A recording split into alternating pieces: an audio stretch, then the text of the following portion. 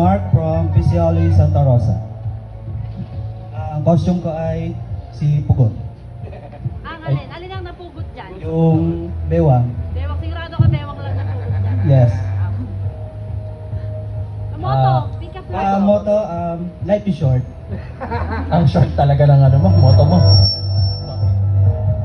Ito naman ang katanungan mo manggagaling kay Kuya Bebot.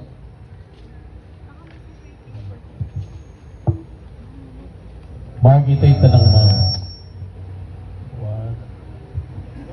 Ang mahaba-haba pa yung Okay. natin, ano? Madali lang itong tanong na to. So, ang question is, ang pipi kaya humihilik?